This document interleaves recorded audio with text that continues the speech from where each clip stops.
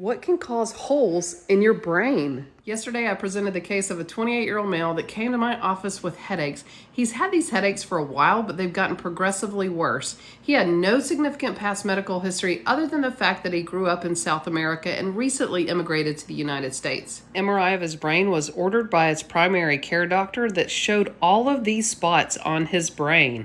Have you ever heard of brain worms? Well, now you have. Many of you guys got the answer to this, and this is neurocysticercosis, which is a parasitic infection to the brain, or brain worms. How can that happen? Here's a brief explanation.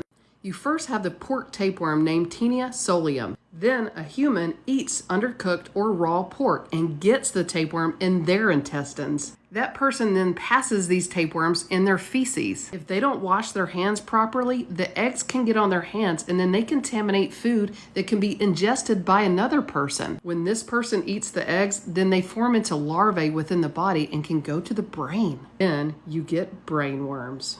Most people in the United States that get neurocysticercosis come from regions in which the disease is most prominent, including Latin America. The time interval from getting the infection to developing symptoms within the brain can be anywhere from 1 to 30 years. Cysts in the brain can cause a variety of symptoms such as headaches, seizures, altered mental status, and even hydrocephalus. The first stage, you can actually have active parasites within the brain.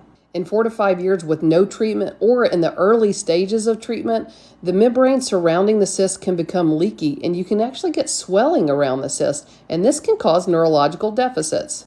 Over time, the cyst will eventually involute and then you get these calcified nodules within the brain.